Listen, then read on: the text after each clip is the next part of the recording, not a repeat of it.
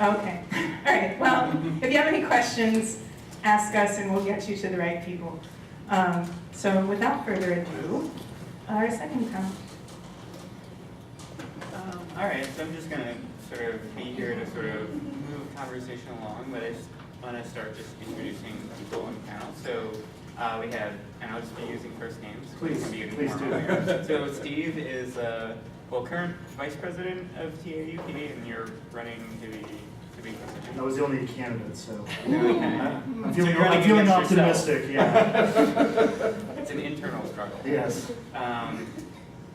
So we have Tonya, and I was just informed that her title is Badass Parent at Working Educators Caucus. Yay.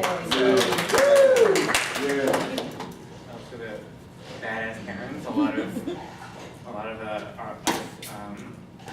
I mean, I can talk about that later in terms of graduate student unions sort of are talking soon to have kids. But so Raju from the Cornell Graduate Students United, and Emma from Graduate Employees Together at UPenn. So we have some graduate students. Alright, so we'll just go down. So I do have a handout. Unfortunately, I forgot to put it on double-sided, so it's 2 pages. I think most of you have it, but if you could just pass them around, thanks. So this is called On Academic Freedom for Contingent Faculty at Temple. So I want to begin with a confession, and I do this as a written paper, sorry, though it may be predictable and banal. I've had the luxury of not giving academic freedom as much thought as I should have. I began my academic career as a well-funded grad student at an elite university, and while I did teach the Satanic Verses in an advanced composition course there, I didn't experience any resistance to doing so. It is true that during the year I spent adjuncting at another elite university, there was an incident when a particularly privileged student there complained to the department chair about my left-wing approach to a course I taught on the country and the city in English literature. But the chair backed me up and basically told the complaining student to stuff it. Since then, I'd had the fortune of getting a tenure-track job at the University of Nebraska at Omaha, though I could see the potential for conflicts there with some of my students, and a very conservative administration. None of them emerged during my year there. And then the job at Temple, where I've been for 16 years and have enjoyed the protections of tenure for the last 9. But academic freedom has not been an explicit issue for me to deal with as a faculty member. It may have something to do with my field of specialization, which is the British literature of the long 18th century. That means I mostly write and teach on dead people, though I hope to do so in lively ways about live issues having to do with gender and sexuality, race, colonization and imperialism, and other charged issues. And I have in the last few years taught courses like Representing Race and the Poetry of Philadelphia that have extended into our own movement and bring up controversial issues in a way that may seem more present to my students. During my stint as Director of Undergraduate Studies a few years back and now Director of Graduate Studies in the English department, I certainly heard my share of student complaints and sometimes about contingent faculty. But it was only after scouring my Outlook files in preparation for this panel that I saw a clear difference in how contingent and tenured faculty reacted to those complaints. Of course, none was happy to hear student complaints, but among contingent faculty, even some who have a great deal of experience, there was understandably more anxiety over the effects of such a complaint. This should surprise none of us, but it was only in reviewing the records that I had a clear sense of it. And this has been sharpened by my work with TAUP members concerning grievances. Confidentiality prevents me from saying anything beyond the fact that I have personal acquaintance with more than one case in which a non-tenure track faculty member was instructed by a supervisor about what he or she could and could not teach in ways that seemed to me a clear breach of academic freedom. I feel pretty certain this happens much less frequently with tenured faculty. This is in part to say that I was eager to attend this conference as the Vice President of TAUP and the President-elect after the election is declared over today, to get better informed about the way academic freedom is structured by contingency.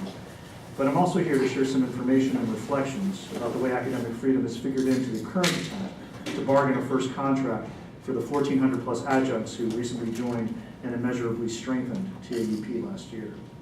As you can see from the handout I've distributed, academic freedom is acknowledged in the preamble to our contract, but this is only the visible part of a much longer process and accompanying struggle.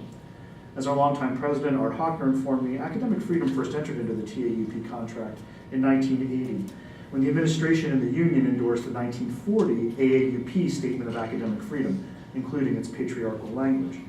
This language was expanded a bit in contracts over the next few years, for example, to include women instead of he as the default. But the first significant attempt to change it came in 2008, and that in turn was informed by a report issued by the AFT in 2007, drafted by Art Hochner, as it happens, which is excerpted in your handout, and that's called Academic Freedom in the 21st Century University. As you can see, here the AFT explicitly acknowledges the way that the casualization of academic labor, among other factors, challenges the assumptions of academic freedom and argues for working conditions that contingent faculty require if academic freedom is not to be merely an empty name.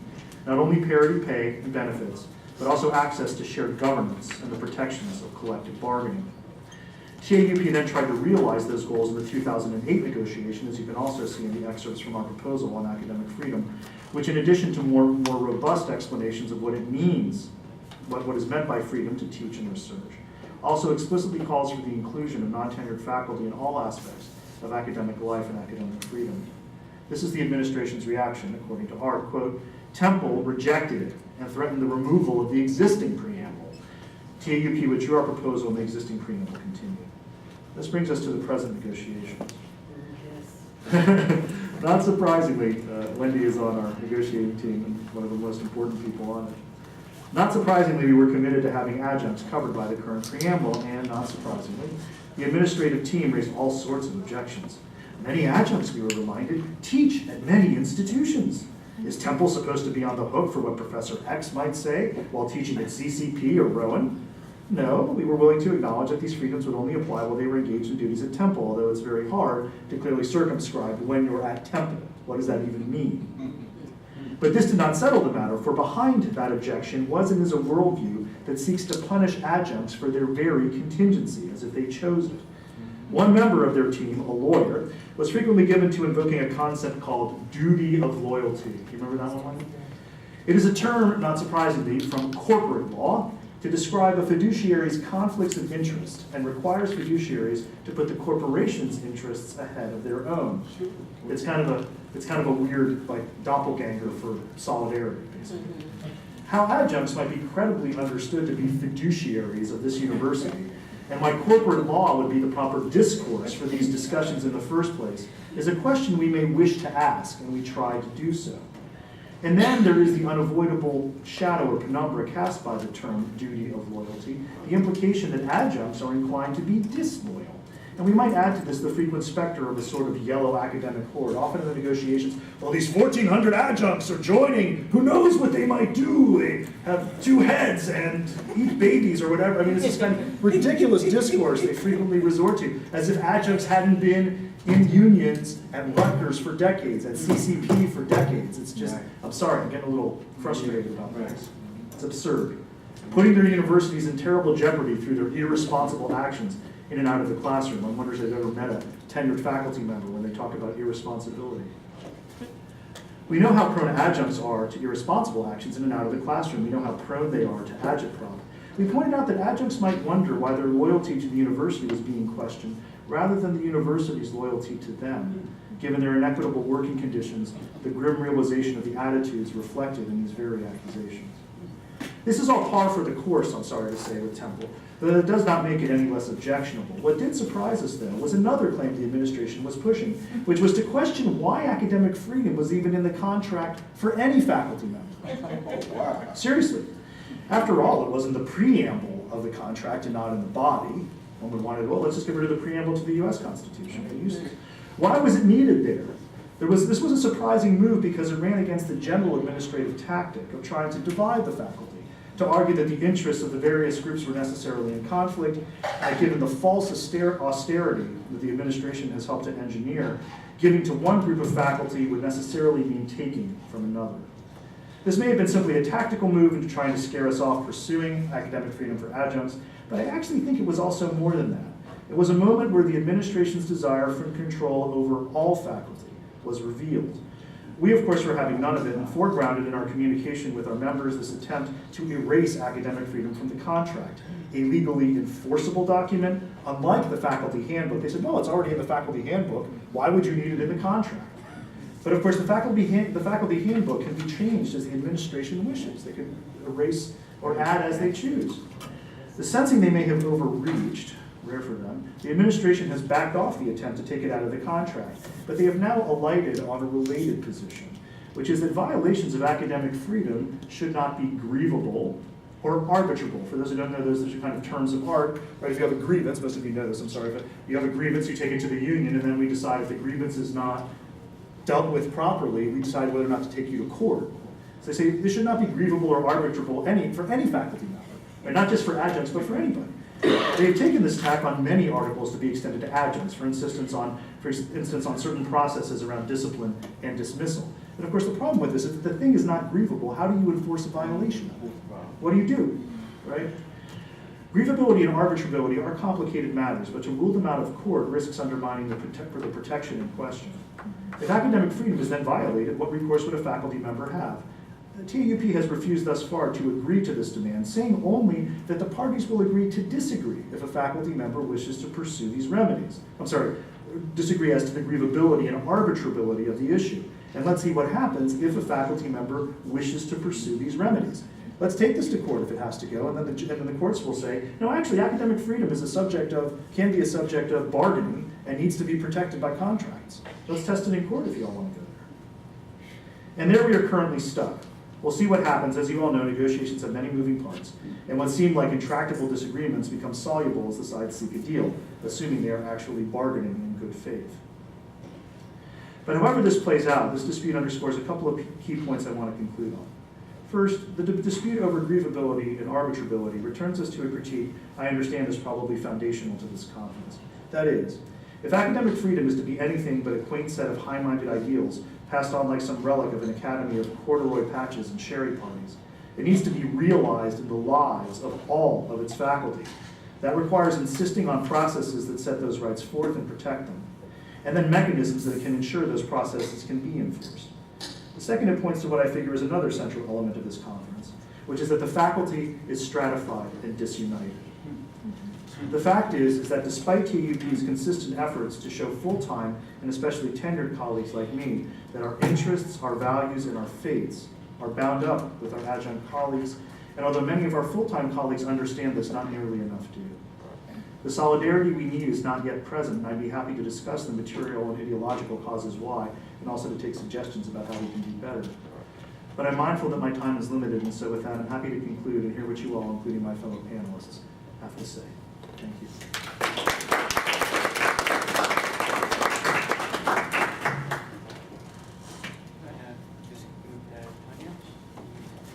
Do we move this down? Does that mic work? Yeah. Does this mic work? Just turn it on, yeah. So it's on. Testing? Thanks. Okay, so, great job. Hard act to follow.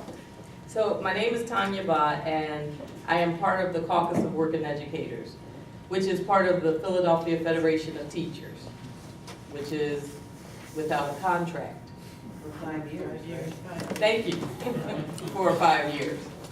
And I'm the parent of twins, autistic twins, that now have a voice through me, through the Caucus of Working Educators for the PFT, the Philadelphia Federation of Teachers.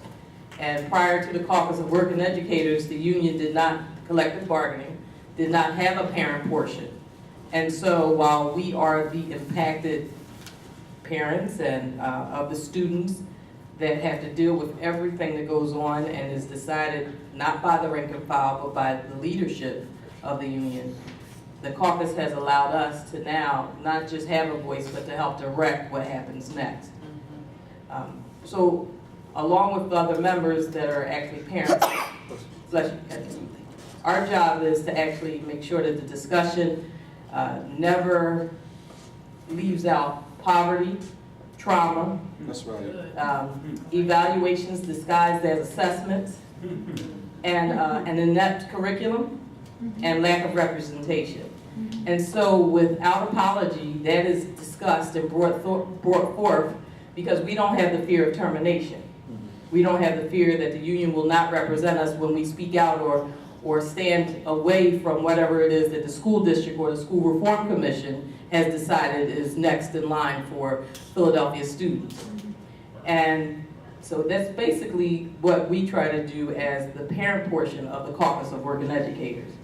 And if it hadn't decided to have a parent portion, I think at some point we would have decided that we were part of it anyway.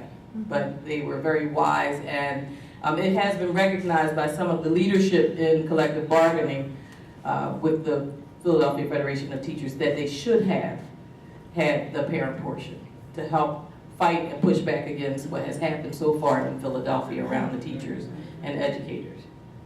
And so I don't have any more to say directly about why I'm part of the Caucus of Working Educators, but I'm very excited and interested in adding our piece and value to any questions and concerns and issues as this panel goes along.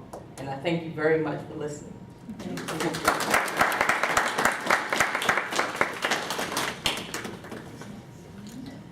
I mean, you can, yeah, Somebody grab the mic. I did, okay. so, Hello. Yeah, hi, I'm Raju. You can use this. This one? This one. I can do it.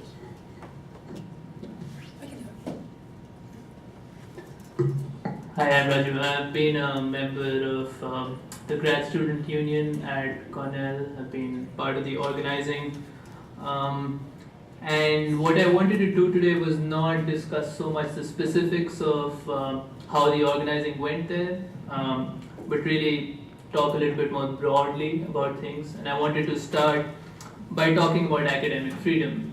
And I wrote some remarks which are now just look mild in comparison to what we heard from Wendy and Tony in the last panel, so I'm slightly embarrassed, but bear with me.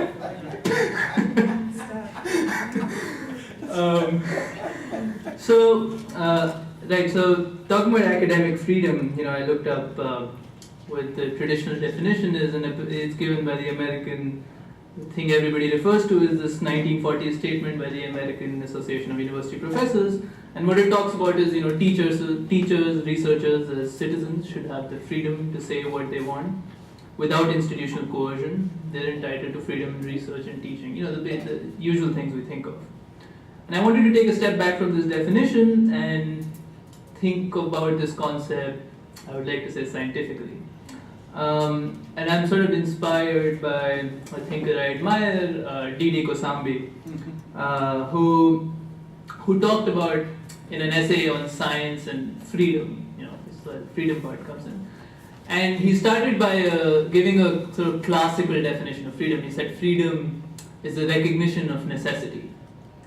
And then he gave his own definition of science. He said science is the cognition of necessity.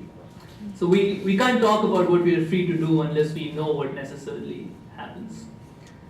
And because of this, I think we should first start by asking what purpose does a university serve in a social and economic system? And we can, more broadly, what purpose does education serve in a social and economic system? And you can go back and actually look at, say, Adam Smith, and he gave an honest answer. He is Adam Smith, he believed in the free market and the invisible hand of God, but he didn't think the government should intervene in things, but he did think the government should intervene in education. Adam Smith said that the education of the rich should be left to themselves, but the education of the poor is something that the government must do, because otherwise the poor might do dreadful things. That's what he says. So the fact is that education happens within a larger socio-economic context, and the problem is that if your education is really to be about being critical thinkers, then you start to question the socio-economic system that you live in. And a system which, by the way, keeps the poor poor and the rich rich. And this contradiction is what I think James Baldwin so beautifully described when he said one of the paradoxes of education is that precisely at the point where you develop a conscience, you find yourself at war with society. And so we must recognize that universities never served to educate the people. They did, because of the contradiction I just mentioned. They had some resistance. There was some resistance in universities. There were never great centers of resistance, but there was some resistance. We think of the 60s and 70s, we think of the student movements.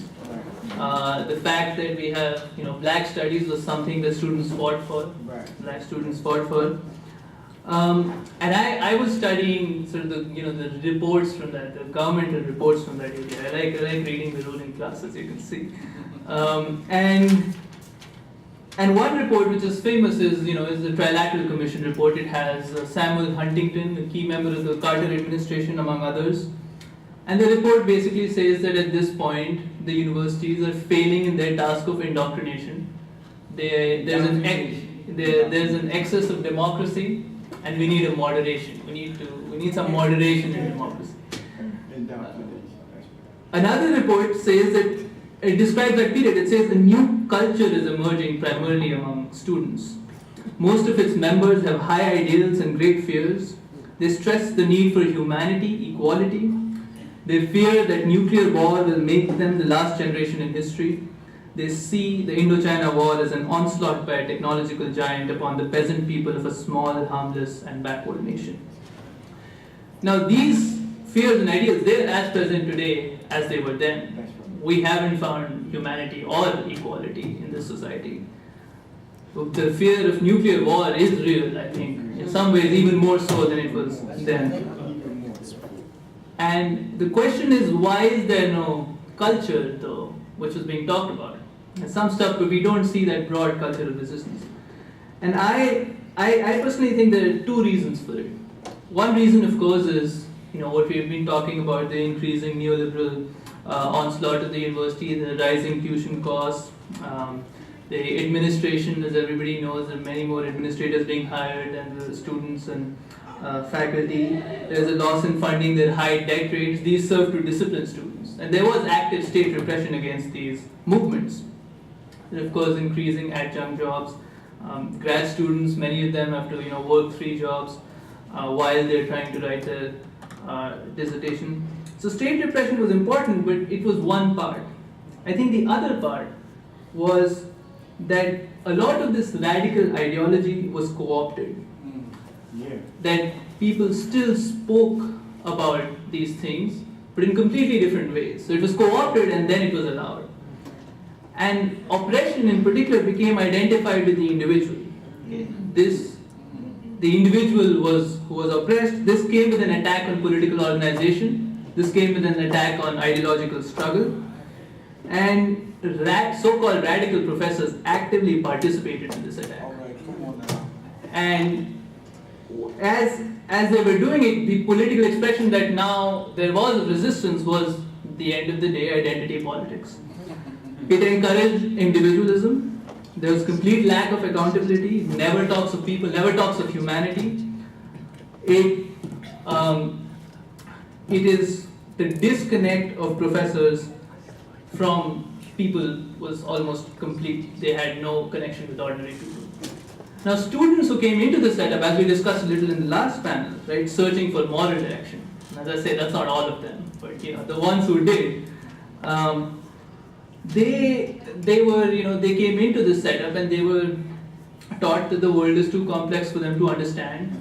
They were, the faculty teach that there is no truth, and I mean the world is complex, which is why we must find truth in struggle and in practice. Instead, we are taught there is no truth. Instead, we are taught that there is acceptance of these thoughts in the mind, but complete defeat in action. And of course, the behavior of the faculty goes back to material conditions. I mean, we just need to look around. And Temple University already, Wendy described it. I'm not going to try. I mean, you take University of Pennsylvania. It's a living example of white supremacy. It's of course, it's gentrifying neighborhoods, it's destroying communities.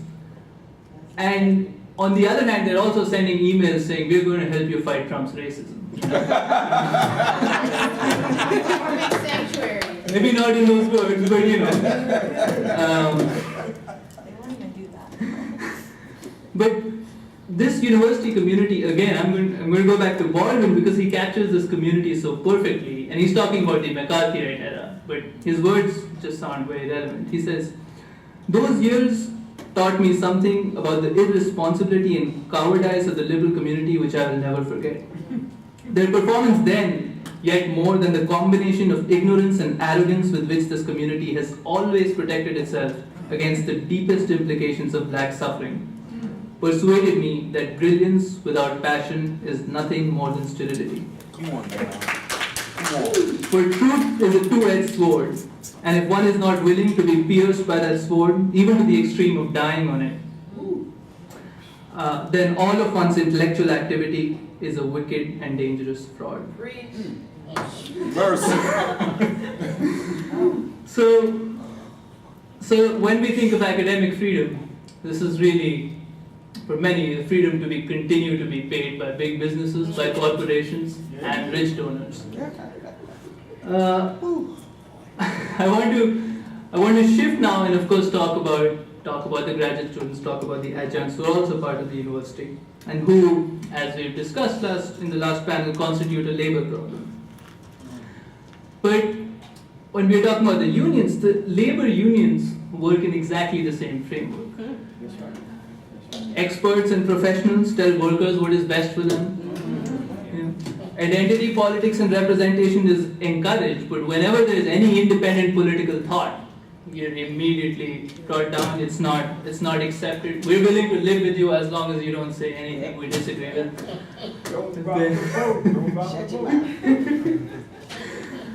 Their organizing model, which I've now had quite some experience with, is just a service model.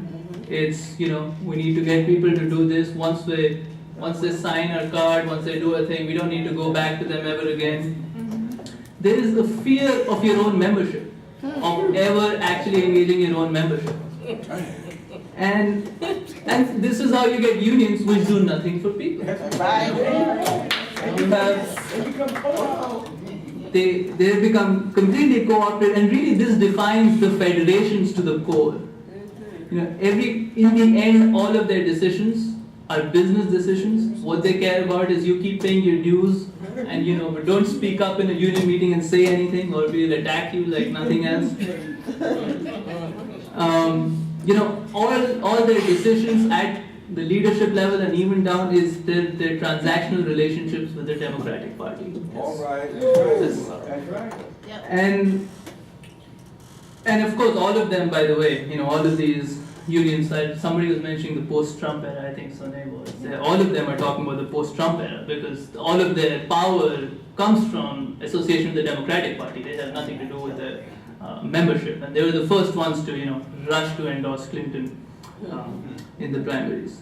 I mean, take the American Federation of Teachers, which is represented here. All right. We're talking about a union that sues Puerto Rican teachers when they disagree and try to disaffiliate with them. We're talking about a union that endorses the Iraq War. So, and then this kind of union then comes to workers and says you need to maintain unity. And is this the kind of unity we are fighting for? I don't think so.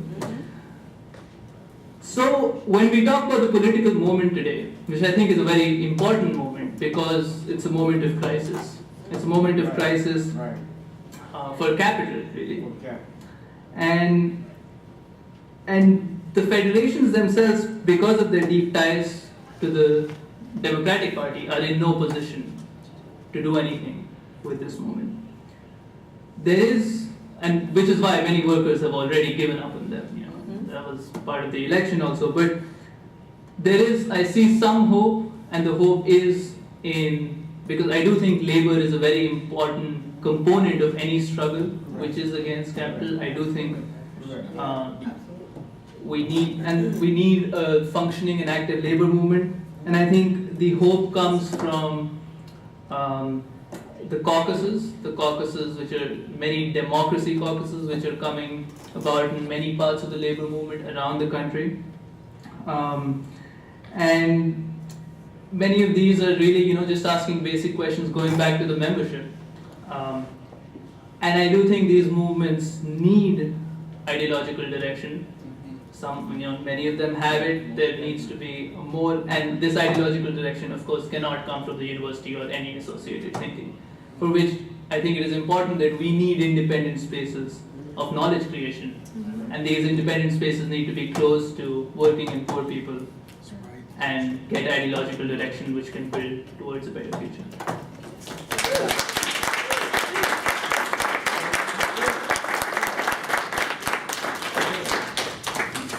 It's bad boy. Bad boy. I really wish that I had gone before. Bad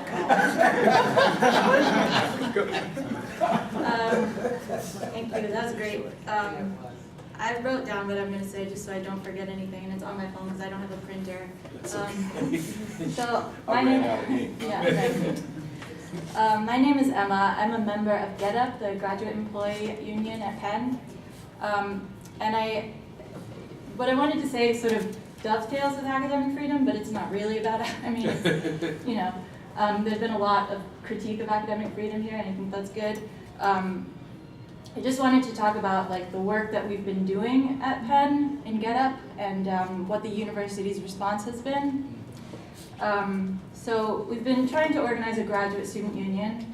It started last year, but we affiliated with the AFT in the fall, and we finally went public in March. And we wanted every grad student to know about it, but the reason that we didn't go public and have a real public presence until March was that we knew the university would unleash its anti-union campaign as soon as we were public. And they've done that in full force, just like other unionization campaigns I've seen, Cornell, elsewhere.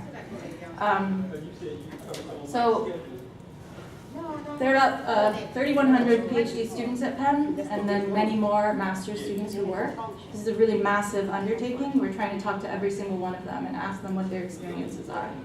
And we should critique the organizing model, but I think at the core, it's about talking to people, and talking to people who you wouldn't otherwise talk to, because Penn is an extremely decentralized university. It has 12 different schools. They don't really talk to one another. They each have their own graduate programs, their own like money pots. Exactly, yeah. And so it's really difficult to meet people and to break down those barriers. And so the main thing that we've been doing, you know, I'm a PhD student in the history department. And my job right now, or one of my jobs, not paid, but is to knock on the doors of, you know, the bioengineering labs and ask the people inside what their experiences are. I never would have done this if not for the Get Up campaign. And I never even met an engineering grad student before the Get Up campaign. Wow. I've been at Penn for 6 years. So, you know, I think that is significant that we are meeting each other and that we're talking about our experiences. And now I'm talking to engineering grad students almost on a daily basis. And the reason it's really important is that, you know, many people fall prey to the ideologies of meritocracy and blame themselves for struggling in a system that's, you know, sort of meant to weed out people. And until you start leaving, you know, your isolation in your offices and your labs and you get outside, even though you're working 24/7, until you start to talk to other people about their experiences and share your experience, you don't realize that these problems are systemic. Yeah. And that's a lot of what's been going on at Penn. And I'm meeting a lot of people who have never really talked about their experiences and are realizing that they're not alone.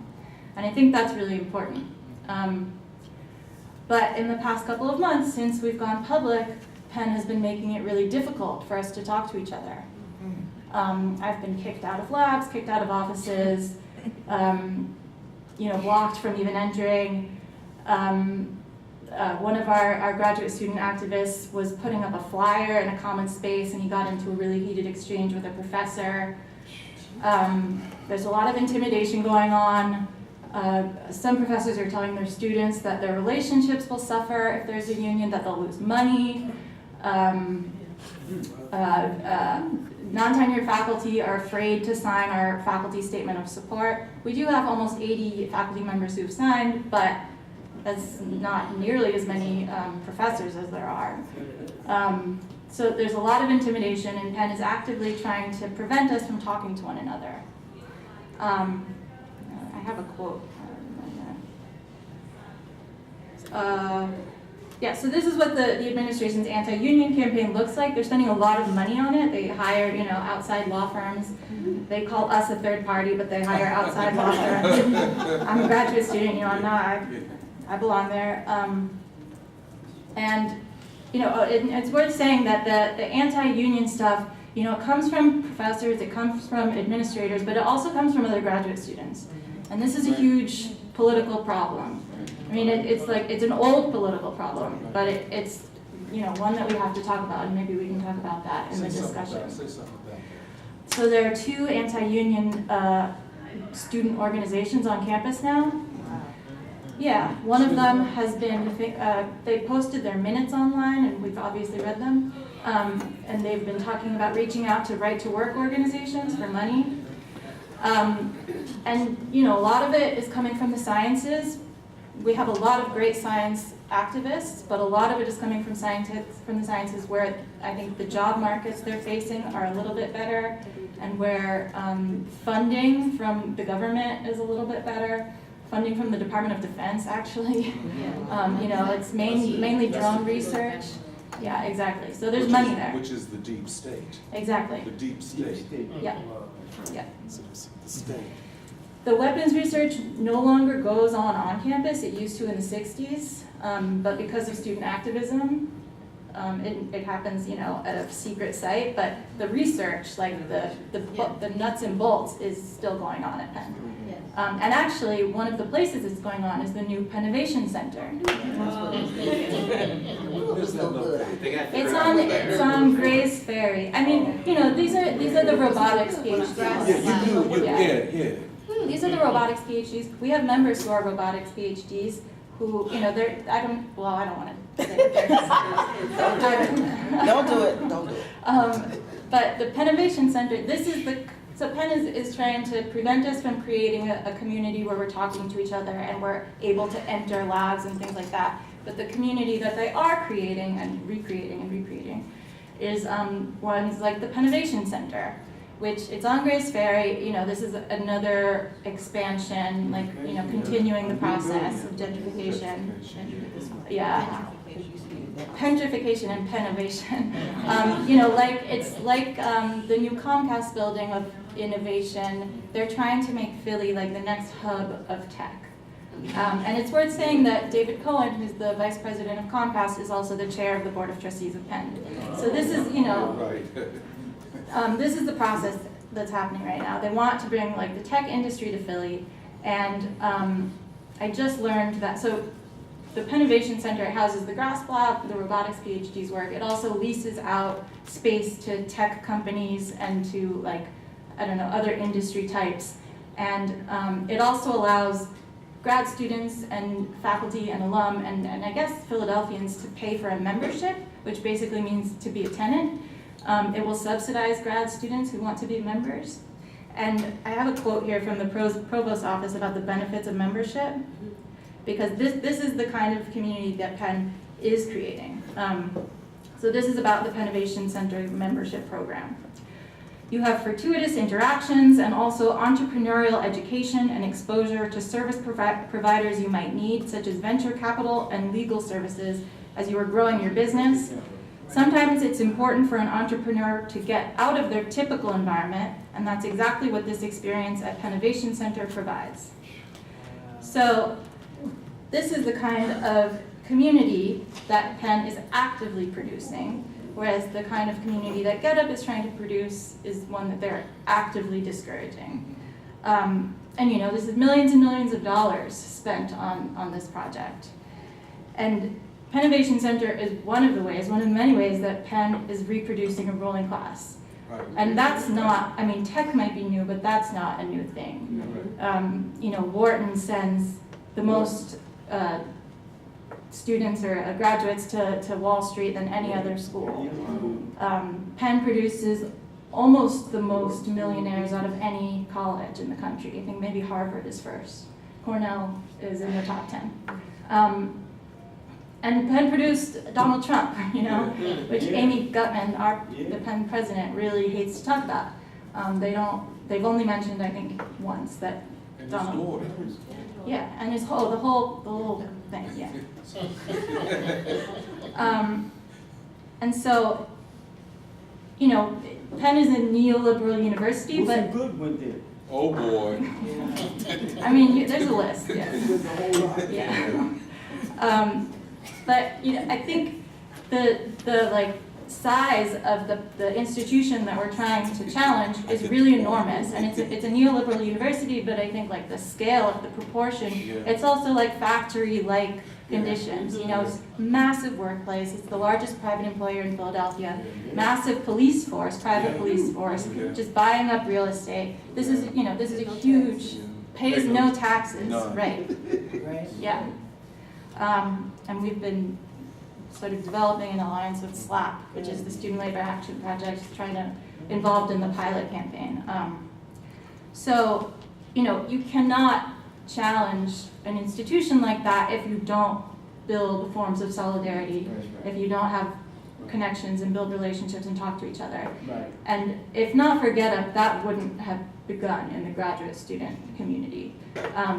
You know, there's a lot to criticize about organized labor, but at the same time, you know, this is, I've tried to start political organizations before GetUp, and they kind of fizzled because I didn't have the experience, I didn't have the institutional support. I mean, not just me. We didn't have the institutional support or the experience or the knowledge.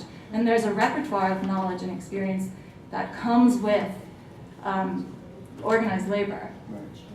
And I think it's a mistake to, you know, discount that. But I think that, you know, we're up against this mammoth opponent. And yeah, and as GetUp becomes more institutionalized after we win our election, which hasn't happened yet, you know, I'm sure that new tensions will emerge within the organization, maybe with AFT. You know, these things are kind of inevitable. They happen in every union. But I think that, you know, we don't have to start from scratch in how we navigate that political situation. We have models. You know, the CUNY Struggle Caucus right now is running an election, and they're running on an explicitly anti-austerity, social justice unionism platform, and not just thinking about students, but thinking about the broader community. So there are examples and models on which we can draw, and so, yeah, I'll leave it at that.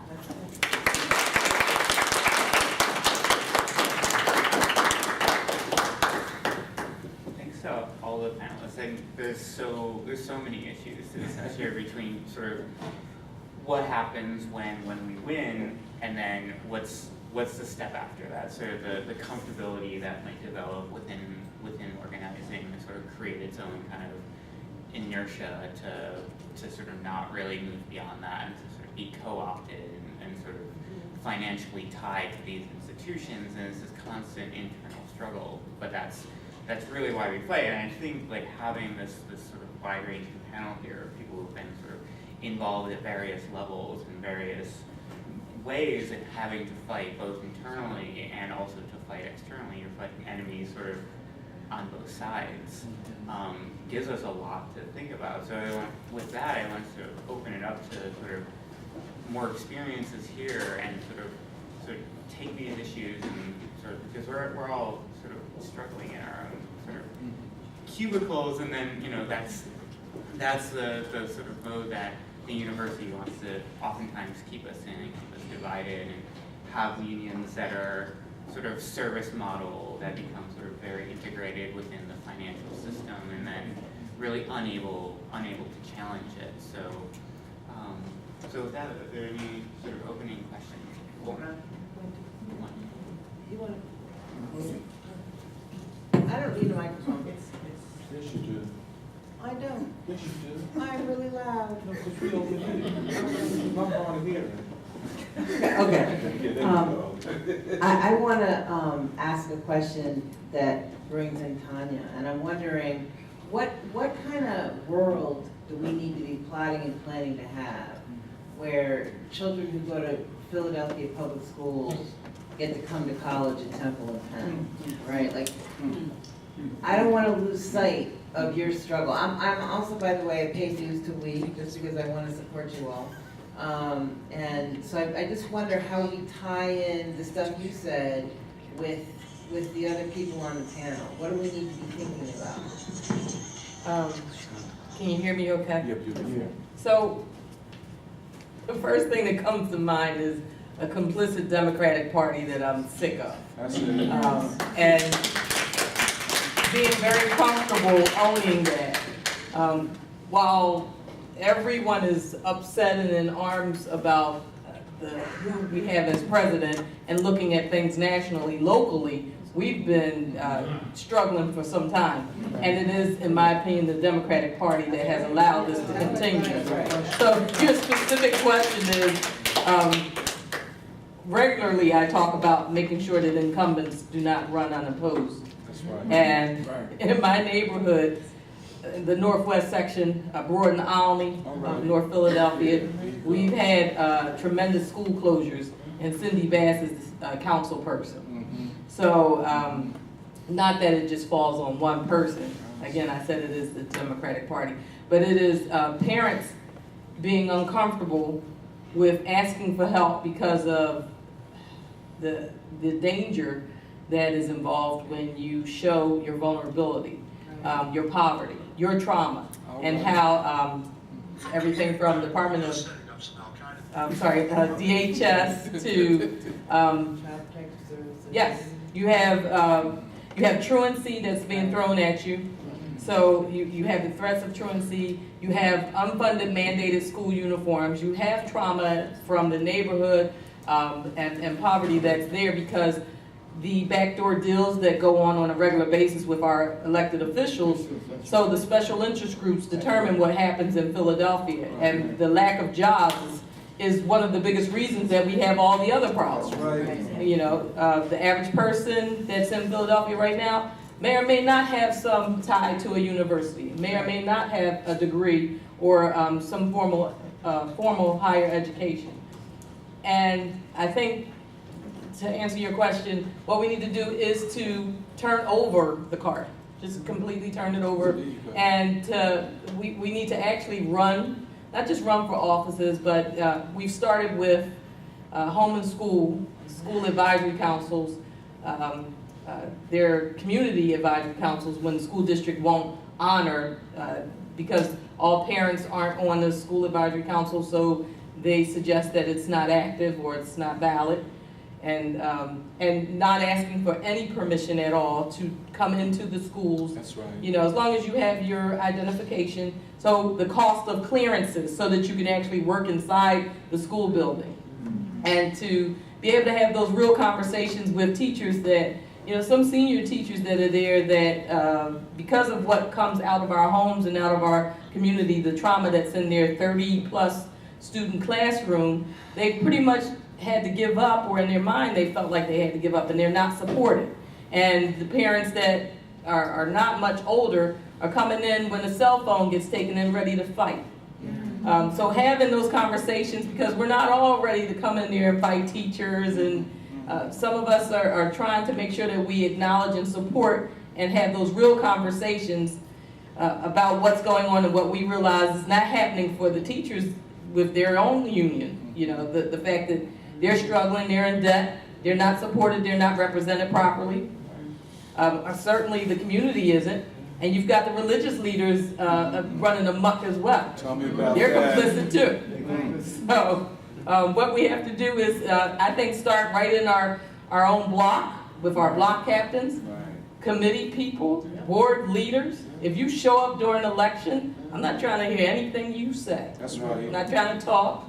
You know, and having the real conversation with police captains.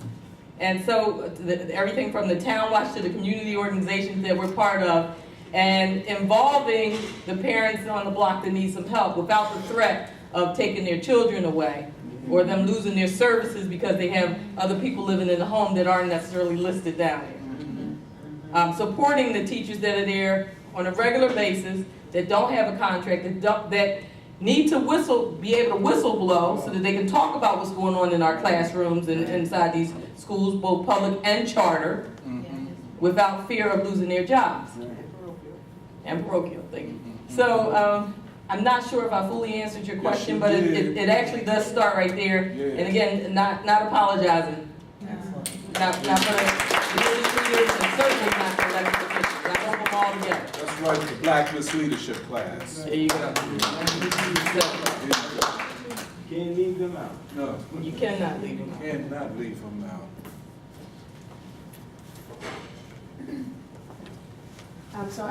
My question is kind of more to this pin thing, because, you know, you said Penn of H, and I've been trying to figure out what that building was, and when I looked it up online, it said all this fluffy crap, and I'm like, something's not right with that building.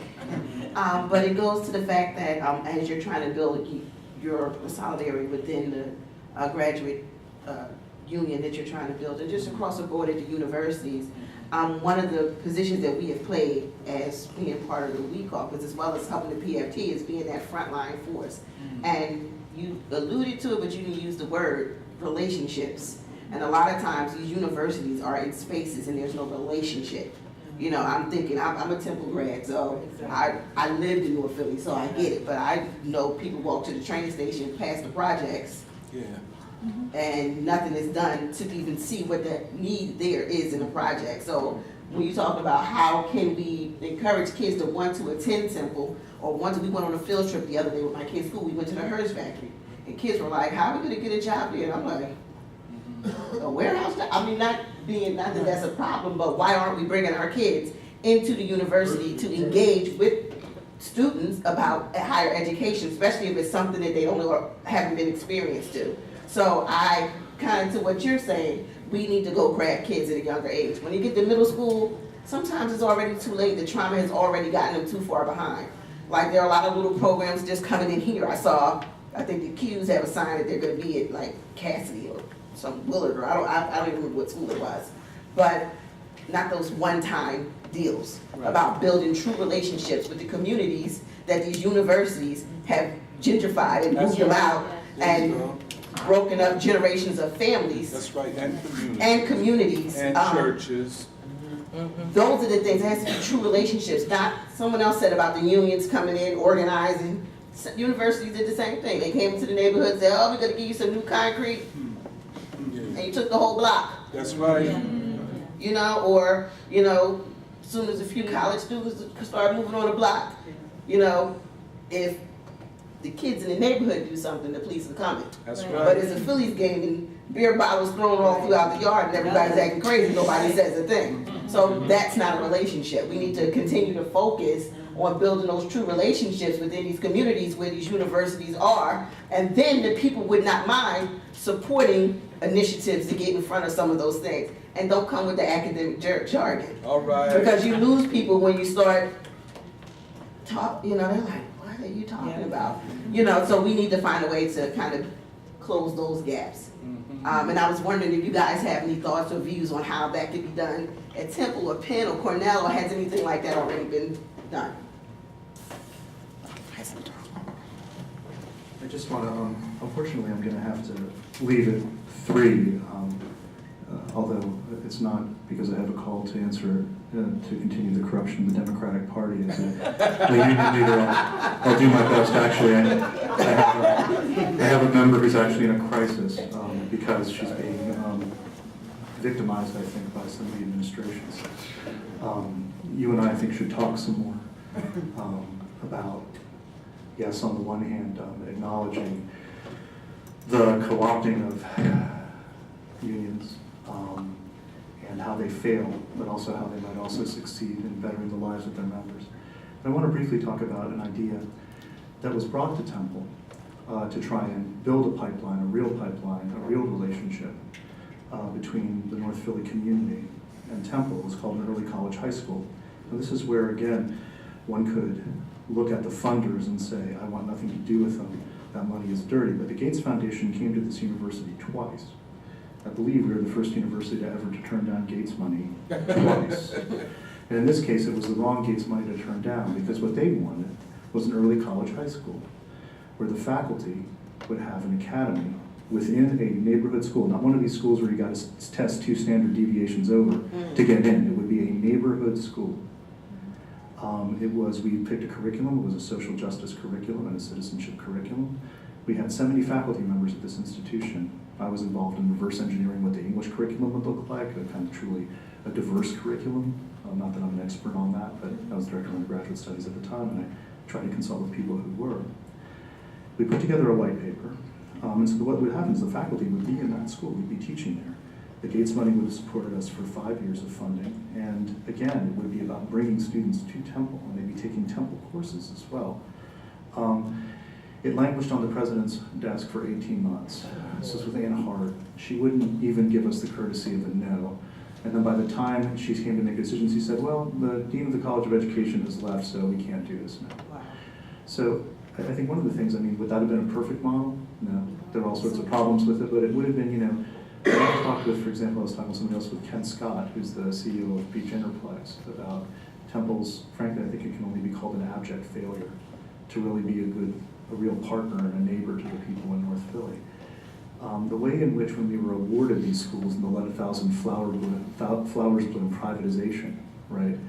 The way that we bungled that, because the president at the time didn't want the College of Education involved in it at all, and he just appointed one of his cronies as the head of those 3 schools. We've had opportunities at Temple, and we've blown them, and it is painful. But why do you think they blew that? They blew it because I think the Board of Trustees at the school does not trust that the children of North Philly can learn. Frankly. I don't know how else to put it, right? They were worried that it's the same thing in It's the same thing in Harrisburg, right? You know, what does it mean that Harrisburg controls the Philly public schools? Right. These are people who don't believe in the kids of Philadelphia. They just don't. And so, you know, so I don't know if it answers your question about how to build those relationships.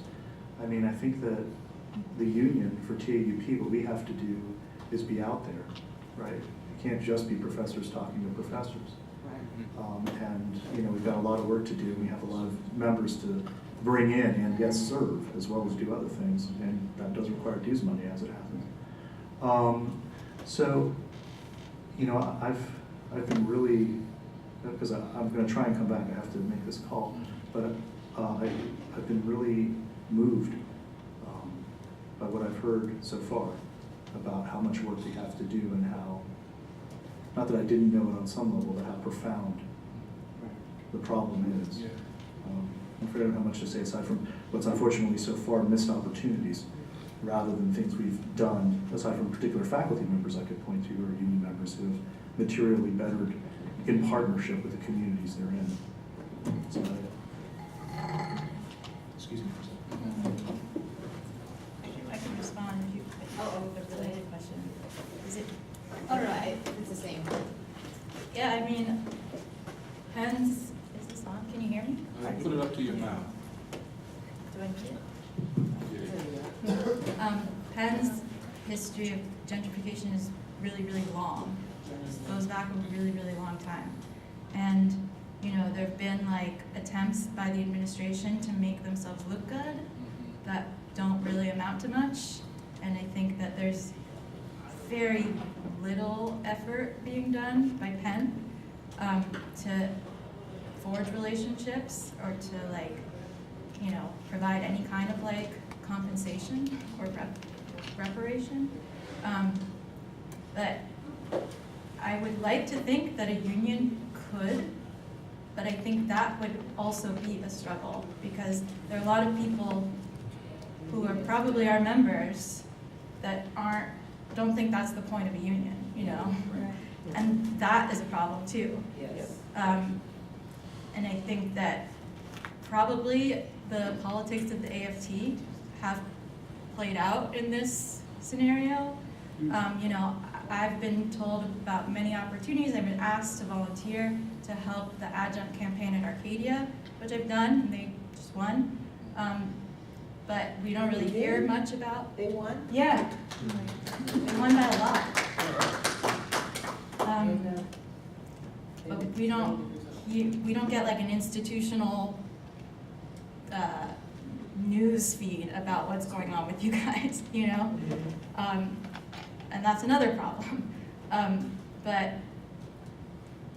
I mean, I don't have a solution other than like the kind of reform caucuses, like yours, are important to transform culture within the unions as well as the issues that we're dealing with, that the union is trying to deal with,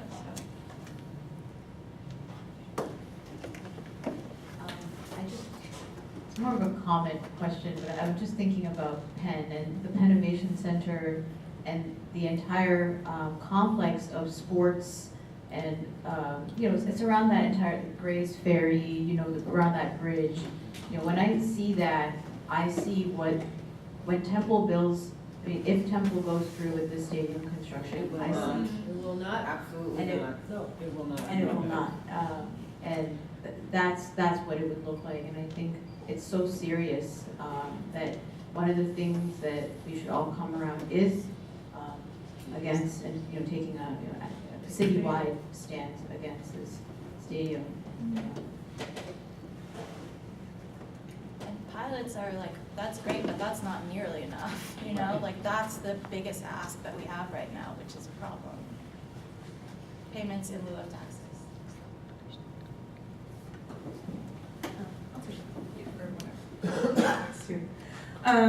Yeah, these are, so I have two general questions. One, like, for Tanya if you can talk a little bit more about how we might be able to articulate more solidarity between, like, ourselves as students, maybe faculty, at universities, with what's happening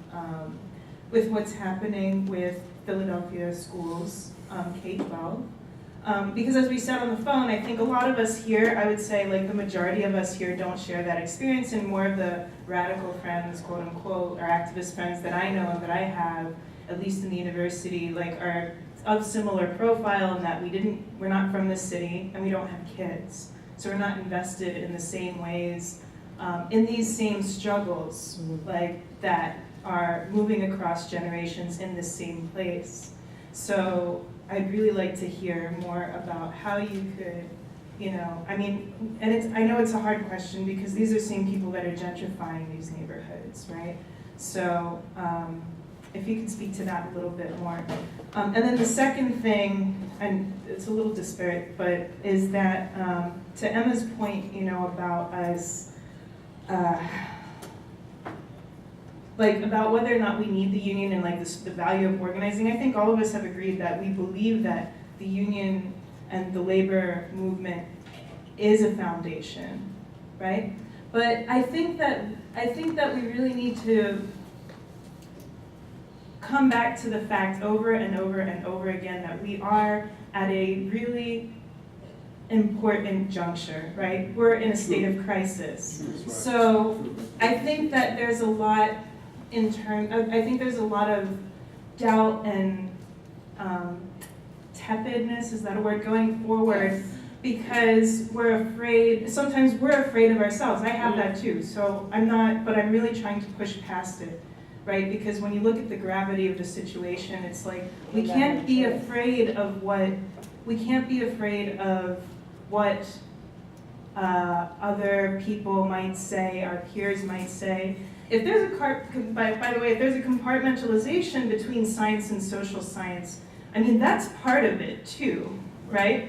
Like, if I knew that I could ever talk, you know, or have a mind, or have the opportunity, you know, like, to be able to speak in the way that Nandita and Raja do as physics students, I would have stayed in biology. But I didn't have the models, or I didn't have the I don't know where they came from. I don't know where they came from. India. I know that. but It's still compartmental. no, right, that's the point, right? That scientists don't think about these social issues, and that's part of it, right? That's part of, you know, and like and meanwhile the social scientists are kind of like, science is subjective, you know, we can't take that seriously anymore. And it's all being funneled into war, capitalism, at home and abroad. So there's a fear of utopic radical thinking, like radical utopic thinking. And That's exactly what we need. yes, Exactly. so Would you say a fear? there's a fear of radical utopic Who's thinking. afraid?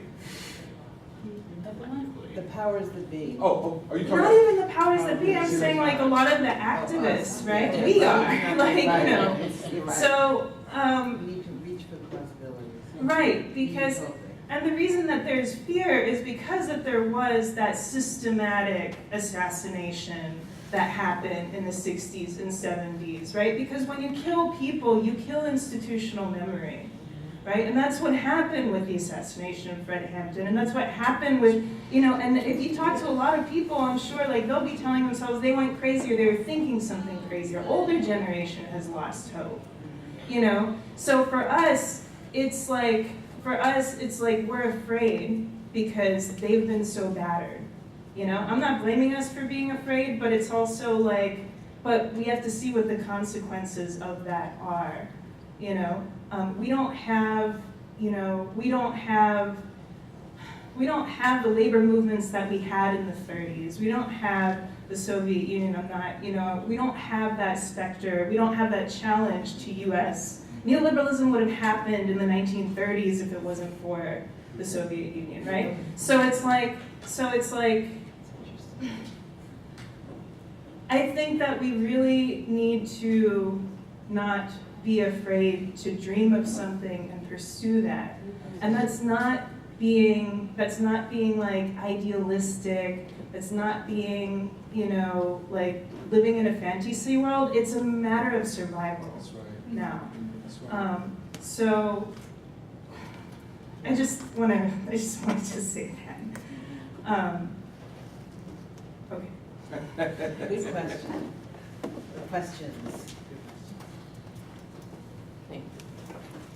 So, to answer your question, the first part around K through 12 and what you all can do to help make sure that we at some point are inside of the universities and building from there. So the very real fear that we have of each other, because we're conditioned just as well from the news, from what happens in school, and those that have been charged with teaching us in the past that didn't realize what they were actually teaching and how they treated us, what that said to us about who we are. Are you and talking what we about the should- white teachers? Yes, I am. Okay, yeah, I just wanted to get that straight. Go, you can say that. Say it. Yeah, make it plain. Yeah. I didn't mean to interrupt No, you, you Tom. know, Okay. listen, that's why you said it.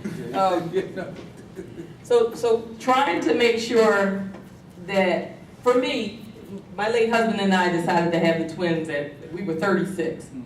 I feel like I'm running out of time. So my fear is very real that if we don't talk about it, if we don't push it in the faces of others that are actually right now in the universities and in control of, thank you, of what type of curriculum they actually teach when they're inside the classrooms.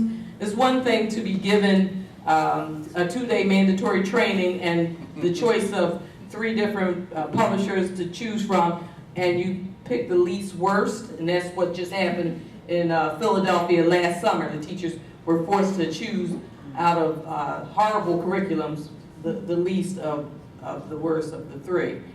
But once you're given that opportunity and you're in the classrooms, what you can actually do is to stay with social justice groups and go into the communities and be part of the Caucus of Working Educators and groups that are like ours that do not apologize and will push the envelope, because the complicit union that we are a part of that is greater right now is not going to do it for us. So when you are tasked with that or given the opportunity to teach and or speak, that you choose how you're going to manipulate whatever they've deemed your curriculum for your subject, and you teach it the best way you can, but you add to that, you identify the shortcomings, you add to it what we actually need to understand and what we should be taught. There was a second part of this that, I'm sorry, it just left me. Yes, please. This is Kendra Brooks is with the Caucus of Working Educators as well, a good friend of mine with Restorative Practices. And it was because of her class that I probably have not been arrested, because there was a lot of anger every time I would show up and want to be part of the conversation. And she helped me redirect a lot of it through Restorative Practices. I don't need a mic. So one of the things you asked was, what can you do? So there are a lot of folks here. You may not be from Philly, but you might live in Philly now. every school in this city has been charged to have a school advisory council. A part of that school advisory council says that someone from the community, 1 or 2 people from a community, could be a part of that school advisory council. So whether you have children in the school or not, the children in your community affect you every day. Whether you're scared of them or you're helping them or whatever, they're there. So how can you be a part of it is becoming actively involved in something. And the SAC is a decision-making body.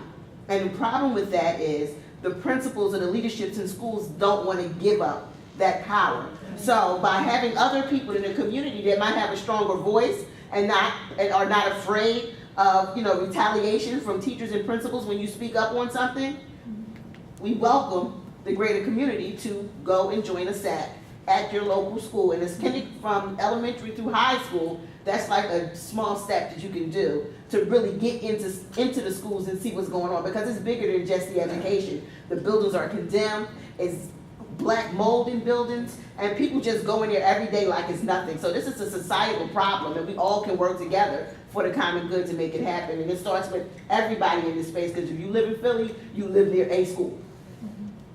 And you will actually be impacted by what does not happen when we're not supported, when our children are not supported. And I'm definitely interested in what you have to say next, because I see you shaking your head.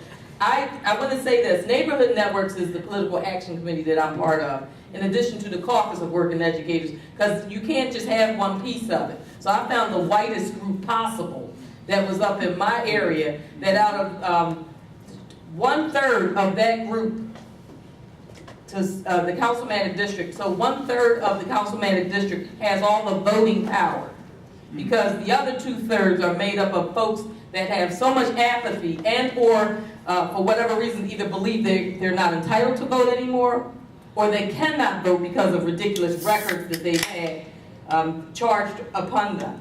And so I said, well, I'll find who can vote and where the money is, and I'm going to make sure that we have a voice there. So when we have councilmanic leaders that want to allow our schools to be charterized and privatized, I'm driving how we vote her out. So that's part of it, making sure that you align with us in the schools that you see and in the communities and the social justice groups like the Caucus of Working Educators. Align with us and help us have a stronger voice. Because people that look like me can't actually have as much. We should be more of the, canvassers, and not on that front line with the police department, okay? The fear is very real. So we need those white folks to actually be on that front line, be there, and let us do the canvassing, okay? You had a question, so I... Hi, I am. So much good stuff has been said and needs to be repeated, and I would like to say that when you do take a stand, you also need to have the information as to what happens when you take the stand, you get your ass kicked, okay? Yes.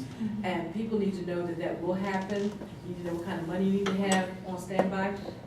You need to know who to call, because it's there. It's there to happen right now with respect to a lot of different things. But with respect to the schools, I agree with the SAC piece, but sometimes when you do go in as a community person, as another activist and I tried to do at Frederick Douglass at 22nd and Norris, where we live.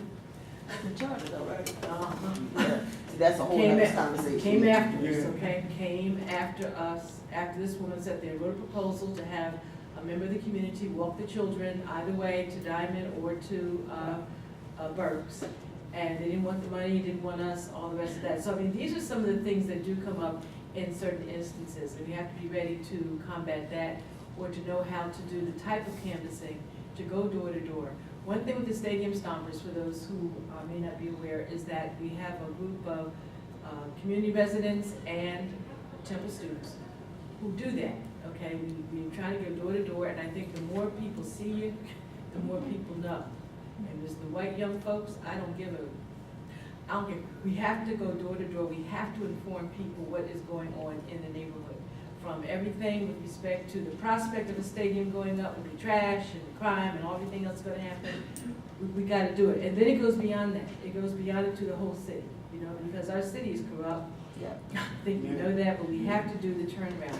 And there are some quotes, I know some folks have quoted and done different quotes, and one of my favorites is an African quote that says, when spider webs unite, they can tie up the line. You gotta think about it.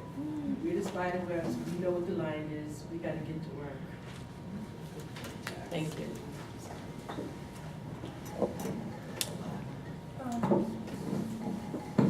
I think I can you hear me? Yeah.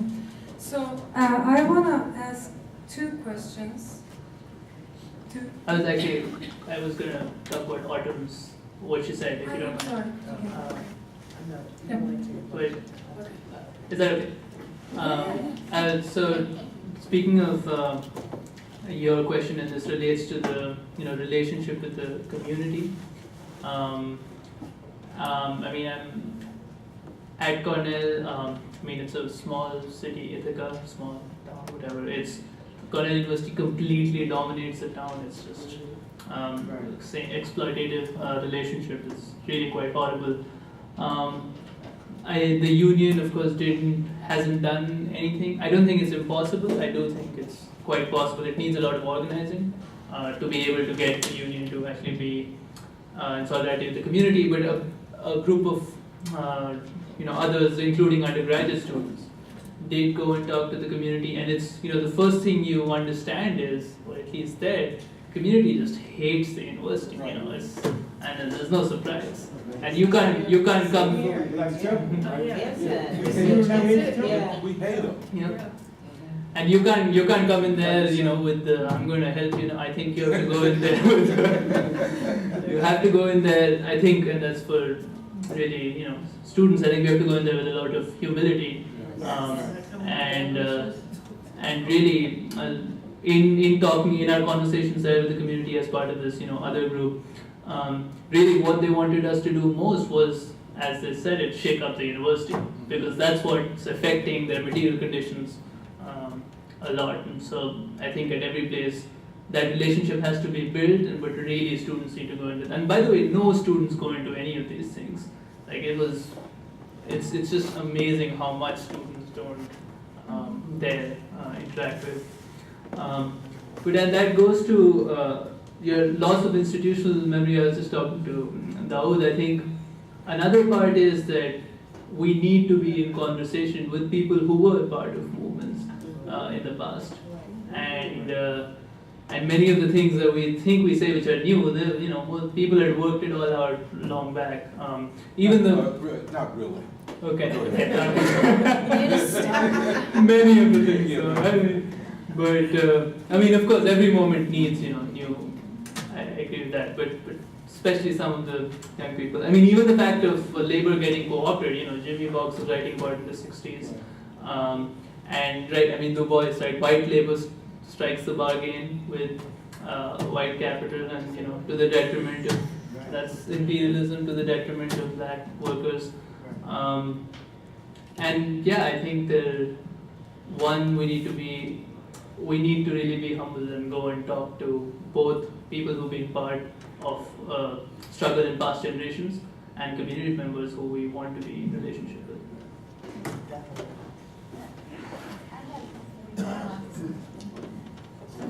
Just to follow up on that and to respond to the point about fear, it is really scary to put yourself out there and to be radical. Less scary now than probably 5 years ago. I think It's scarier to die. Scary. Yeah. And that's what's gonna happen if we don't fight. And maybe I'm an outlier in my generation, but one of the things that I have taken to heart about past movements and past struggles is the surveillance and the state attack, and so I feel scared when things are live streamed on the internet. I'm sort of very skeptical of surveillance and deep state sort of Yeah, they are. well, you want people to be able to access the conversation, but I also just get nervous about things being on the internet, everything being on the internet.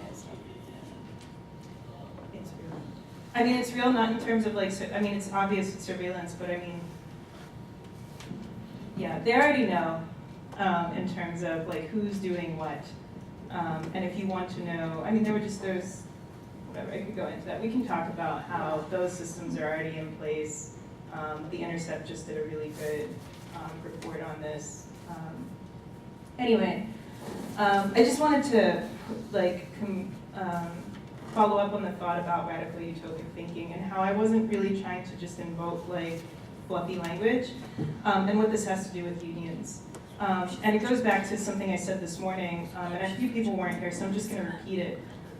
That when Tony's dismissal took place, was that 2013? 2014. Letter Okay. came in January 2014. Okay. And a year later to the day, Dean Sufis quit. Right. So we were at. Yeah, and we were at 1199C, and again, there were community members there. There were, Chem Africa was there was drummers, undergrads, all this stuff. And I'd asked Tony at that time, like, what about the faculty union? And he was like, what language are you even speaking, right? I don't know what you're talking about. This is a social movement, right? So, but can any labor union do what happened that day? Can any faculty union do what happened that day, right? Which is get community members, undergraduate students, right, in support of a cause, and to say, I mean, the faculty and graduate students presence was minimal, if none at all that day, and that's part of the conversation. But the point is, like, can any faculty union or graduate student union do something like that? If we wanted to do that tomorrow, like if the Free School wanted to do that tomorrow, if Wendy wanted to do that tomorrow, we could, they could, right? But the faculty union cannot do that, and TUGSA cannot do that, right? So when we're talking about like radical utopic thinking, I think the point is we have to issue this challenge to AFT. We have to issue the challenge to our unions, to TUGSA. We're dealing with this, like this notion that we might not be, that we shouldn't be too political, Or we should and be corporate. that we should model the corporate form of organizing, right? And it's amazing. It's like, how do these people even show up to a union, like, and not have any idea about what politics is? It's because it's not required. There's no political education that happens through unions, right? And it didn't happen. We got it from you guys, right? We got it from Tony and Wendy, the community, right? So if the unions can't do it, then we have to find something else, right? So this is part of issuing, like, and we're not separate from the labor union. We're not separate from the labor movement. It's either we are the labor movement, right? Or, the unions are going to join us, right? But they cannot do it according to this, like these mechanisms of just signing up people and then forgetting about them afterward, about not knowing how to organize it, having no training. And believe me, I mean, once Penn's union is established, I would be so curious to see what happens, where AFT is going to go. Where are they going to be in a year, in 2 years? Because we have, one paid staff person on campus to take care of everything. In the meantime, and they have other positions, they have like one other position, they have minimal resources that they're throwing us when we have so many problems here with Temple. So, yeah, I just want to make sure that when I'm saying something in terms of like this radical utopic thinking, it's because that they're going to go away, right? And it's not fair, and I don't want to hear something like, oh, we can do it. Like, we can do it on our own, right? That they don't have to step up. They have to step up. Because of course we can and we are, okay? But the unions have to step up to us. If not, we're gonna find something else. I want to say a couple of things. One, a union is a legally constituted body, to start there. It's a lot of things, but it's also that. So if you come to me and you say, Steve, can TAUP do this? One of the things I have to ask is it in the contract? If it's not in the contract, that doesn't mean I can't do anything, or that the union can't do anything. But one has to start That's one of the places one starts. And then if it's something that we decide that the union should be involved with, and the we, of course, who decides is at the heart of this, who's the we in question? A union is made up of its membership, even a well-functioning union that's not top-down, and many of them aren't. So I have to ask, then we would have to ask, what would the proper decision-making process be? So let's say you say, you know what, Steve, Temple's not doing right by North Philly, and we all know this. How are we going to get the union involved in putting whatever muscle it has to listening to, getting a proper sense of, and then helping to act to make Temple more responsible in North Philly? So I mean, I'm just kind of trying to think this through. We have members, dues-paying members, right? Because as you know with TAUP, as you may not know, if you're a member of the bargaining unit, right, and that constitutes pretty much all of the colleges and schools at Temple except for podiatry, dentistry, medicine, and the law school. That is, any school that normally teaches undergraduates is part of our bargaining unit. So we have dues-paying members who, frankly, don't give a rip about North Philly, I would suspect. That's not why they're in there. But have you told them? Well, here's the question. How do we, if we get and talk to them, let's imagine that we did that, and we should be doing more of it. Because you've raised a very, I think, good and blunt question. That is, if the unions can't do this, maybe we've got to look elsewhere, if that's the work you want unions to do. I think some unions have done this work. I think it's possible that TAUP could do this work. What I think we have to think through more is, how do we get members who are not thinking about this to think about this, and what do we do if they say no? That's not how I want my dues money used. What I care about is you all getting us a raise. Because that's what many of them, I mean, I'm just being, you all want honest, I'm being honest. Yeah, you are right? being honest. We know that. Right, so, right, or my benefits, right? And we're not just talking about, professors in the business school making $200,000 a year. We're also talking about full-time non-tenure track faculty who are teaching 4 and 4, who are earning 52, right? We hope, right? So that's the hierarchy you're talking about.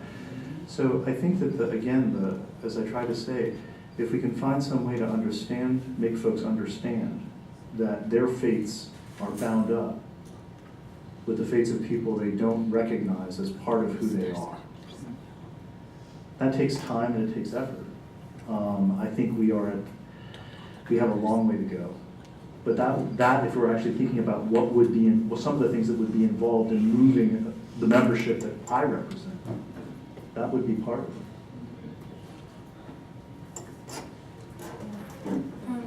So I want to ask 2 questions to Raju and Emma. Speak into the microphone. Actually, this works. Yeah, it's working. Yeah, I found it, and this is works.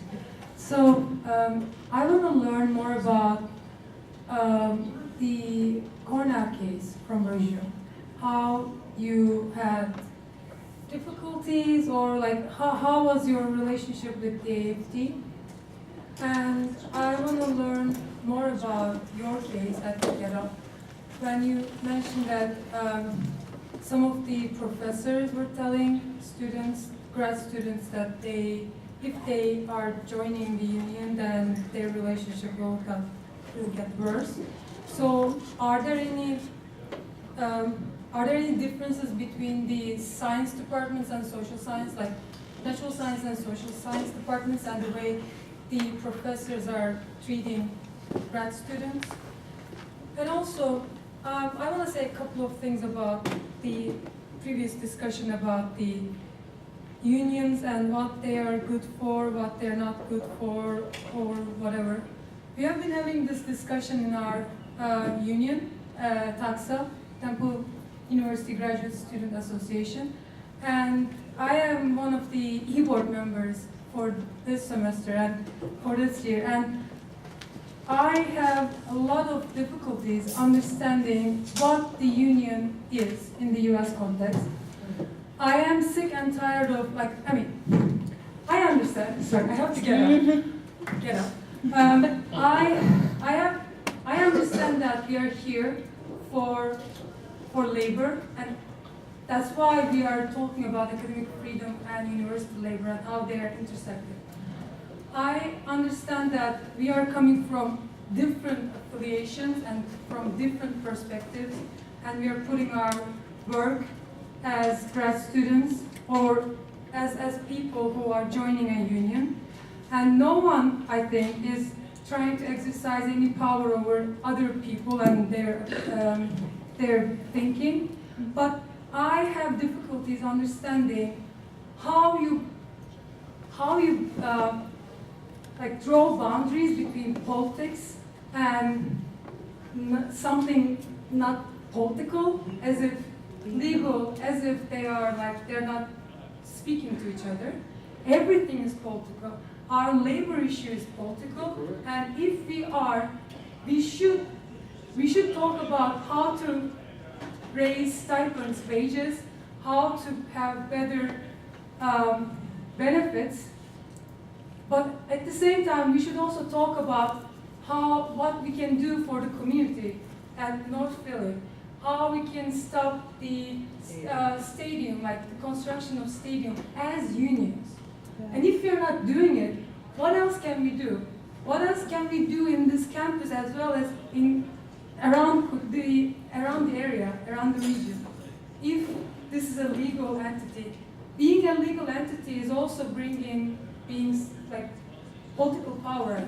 And I am really confused about this, and I am all for bringing legal and the political perspective. So I just want to say thank you. And you can speak to this if you want. It's just Oh, okay. So I thought a little bit after listening to what everybody else said about Autumn's question and what can be done to assist of what's going on in through K through 12. First is a better understanding that unless this destruction of our authentic public schools and an adequate curriculum stops, all of this is going to go away. It's going to be online.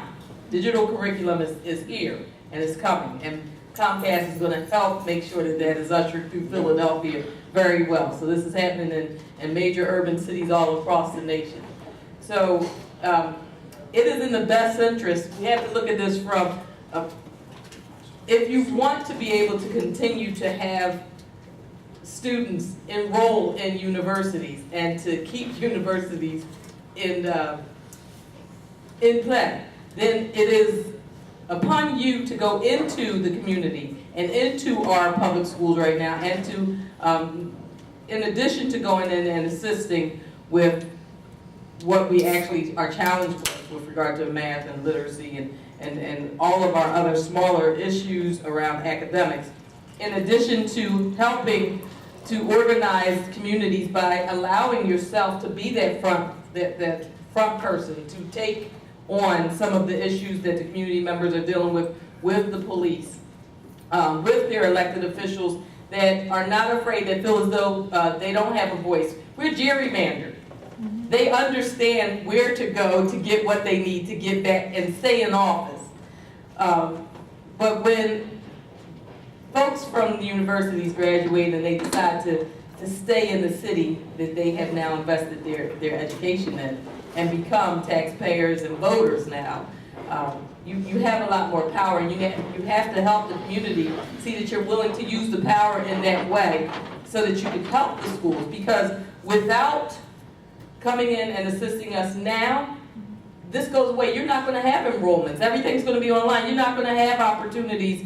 You're not going to have universities. They're not going to continue when you don't have anybody graduating high schools and coming in and going to college. This is to help you all, not just to help black folks or people of color.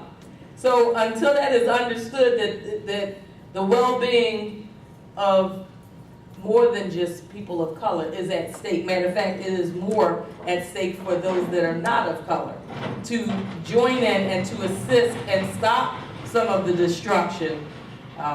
Until that is understood, we're going to continue to have this cycle. And as far as unions are concerned, you're either complicit or you're powerless, or you're both. You know, and so that's what I see happening, and we're running out of time. I feel like I'm 50-something years old, and I feel like I'm running out of time now. Don't even go there. But my urgency and the attitude that I My have. father's 103 years old. Thank you. Is that while my kids are 15 here, they'll be 16 here in 10th grade, and one's at Carver, one's at a special admit, the other one's at Widener with a physical disability. And it is him being in a wheelchair that may save his life because he's African American, and then he doesn't have to, he may not be stopped and frisked and pulled over and shot. All of these issues that we're dealing with here, our well-being determines your well-being later on. So getting into the schools and into the communities and then even into our religious institutions. Come in there and help us hold the religious leaders and the elected officials accountable when you decide to stay in our city after you've graduated from these universities. And in the unions that you're in, withhold your money. Or do like we're doing and develop the Caucus of Working Educators when the PFT, collective bargaining, does not do their job that allows the Renaissance Initiative into the contract, then develop the side group that is part of the union, that is for social justice, that will not just go along with the status quo, that gives a voice to the rank and file. We go into the schools, when I say we, I'm talking about the badass parent portion, and we can talk with the teachers there that are, at this point, they're clueless, and they don't understand why they're in the state that they're in. It's your union that's not doing what they're supposed to. That's why you're suffering. You still paying dues. That's all for now. It would be really interesting, actually, to have had somebody else from PFT here. I wonder how, not Jerry Jordan, because I don't know if I'd like him to be here. It would be, I mean, it would be, no, I would be really interested, and I don't say that in kind of in a sardonic way. So if I could say something, actually, no, I think you wanted to say something, so I'll shut up. Well, I was just going to respond to your comment and your comment. I think like you don't need every member of the union in order to, take on an issue like this that has this urgency. And you're not going to convince every member of the union, as you said, like they don't agree with these politics, probably, not every member. And I don't know if it's worth spending the time and energy to try to convince everybody who probably won't be convinced. And I think that like a smaller and powerful group can form a caucus that can actually make an impact, and it doesn't even have to be a majority. It probably won't be a majority. Yeah, I guess I would say real quickly on this, so I think the objection has been raised that how can you even talk about the legal without talking about the political? Yeah. I wouldn't think of doing that. What I would say though is that, discourses are separate, not just for malignant reasons. Sometimes discourses are separate because they say things that are related but not identical. And I would say that in the case of how unions work as I understand it, again, not the only way they can work, but how they sometimes do work. Let's say I decided, just to take right now, right? We just put out a survey. How's TAUP doing? And I'll tell you what we're getting back from some of the tenured faculty. You're spending too much time with adjuncts. Why are you focusing on adjuncts so much? You're not doing anything for us. Like, look at the freaking contract. What have we done for you? Look at, I mean, it may not be enough, but 40 years of bargaining. I'm not expecting, a thank you and oh, how great you are. But you have to also start where people are and not where everybody is, and I don't think I have to get everybody on my side in order to move forward. But right now, what we've done at Temple, with the help of the AFT and also with the incredible labor of the adjuncts who did it for themselves, as far as I'm concerned, the adjuncts are should be showing the rest of the union the way. That's true, that's just true. They were the ones, in some sense, maybe they had, quote, less to lose because they weren't earning much, but they also had everything to lose, and they stood up against a really brutal boss campaign, actually, and refused to be cowed. And I feel like my job right now is to try, and to some degree, is get my full-time, including tenure-track colleagues, to see the wisdom of that model. But we've got a ways to go. And when I say it's a legal thing, it's also, the union can be sued for a duty for failure to represent. Any member of the union who feels as if, and we've also got to be worried about a decert, right? You're under 50%, which we are right now. Even with the adjunct? Even with the adjuncts, we are under 50%. In part because there's so much churn in adjuncts, right? It's very hard, and then the question of whether the administration ever gives us statistics on who's teaching and who's not. Leaving that aside, the adjuncts represent a huge strengthening of the union.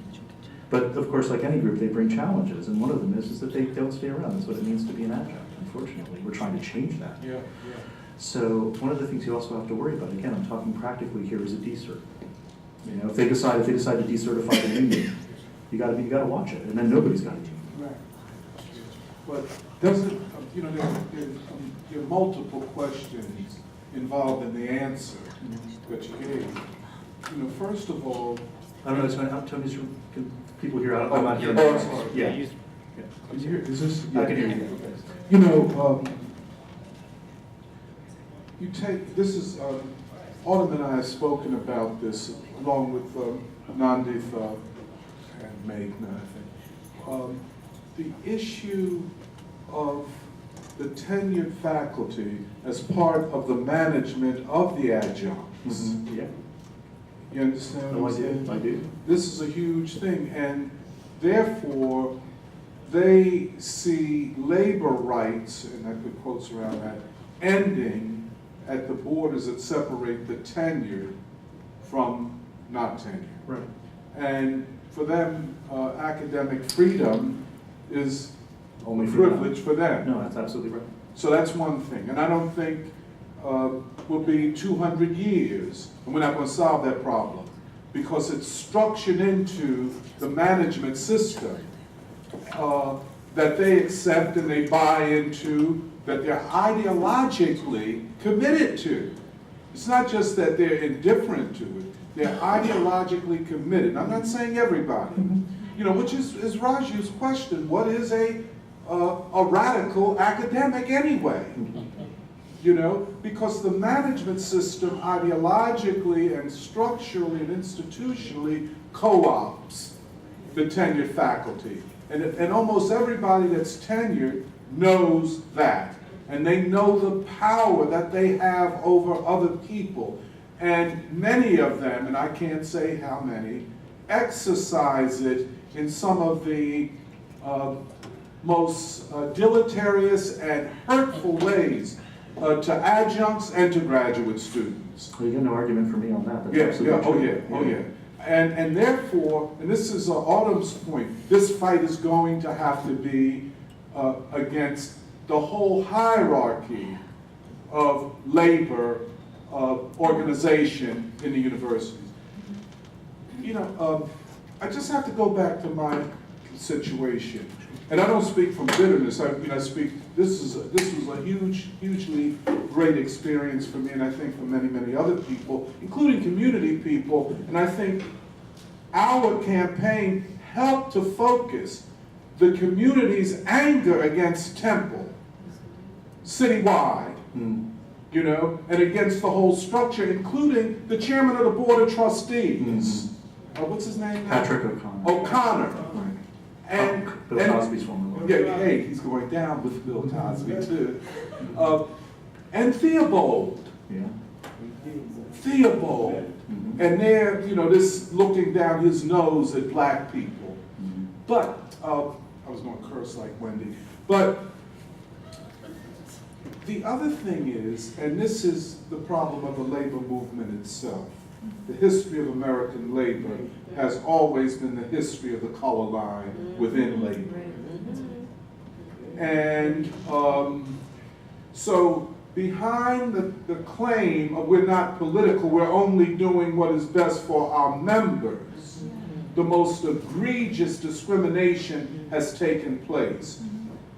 In the steel industry, in the 1970s, the black workers had to take the corporation and the union to court for civil rights violation because the unions participate in the racial division of labor within the steel industry. Take the city of Philadelphia. The labor movement here is divided between black and white. It's a division. The craft unions, the electrical, carpenters, Painters. all white. The painters union. The painters, he was in the painters union, all white. The service unions, AFSCME, the largest union, the hospital, SEIU, these are black and brown, predominantly black and black-led, except for the PFT, that is a white union led by, and I put quotes, a black person. A person, you know, and the reason I put quotes, he is black, but in the union, he functions as a white man to uphold the color line and white privilege. You see what I'm saying? Yes, and I know Jerry. Good. Yeah, and well, yeah, right. But I say all of this to say, you know, we cannot apologize for the history of American labor. There's only one period where the labor movement really acted like a class movement, and that was in the 1930s. Really, in a lot of ways, thanks to the Communist Party. Once you crushed the communists, the labor movement went back to its normal ways of white supremacy and the color line and all of that type of thing.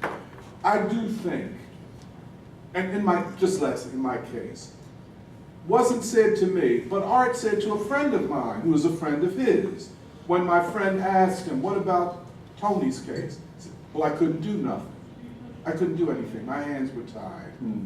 Well, maybe and maybe not. Did you ever talk to Tony? Art knows me by reputation, if not actually, going back in the days. But it's not what we can't do, it's what we're not interested in doing. Carolyn Adams, who I consider a friend, Gus, faculty member, dean at one time, you know, she speaks about well, there are good parts of gentrification. And let's not throw out the good with the bad. Ain't no good part. No, it's no good parts. You know, I'm from North Philly. I know Diamond Street. I know 16th Street. I know 17th Street. I know those beautiful homes. I know what it could have been. And I know what they have done. And to unleash these white students upon the black community and to protect them with police of all types, and any black rage or anger at this is a crime. You look at a white person the wrong way, it's like the old Jim Crow, you could get locked up. A white person, a white student could say, he intimidated me. What did he do? He looked at me like he was going to do something. This is a horrible situation. We need a social movement. Whether the unions are in it, I don't know. The black unions, Tom Payne, Cronin and them, from AFSCME 47, the District Council 33, Henry Nicholas, you know, you can get in the social movement. Now on the political side, they sell you out and get sold out. You know what I'm saying? But on social issues, for instance, Henry lives at 15th and Jefferson. He's been overrun by gentrification.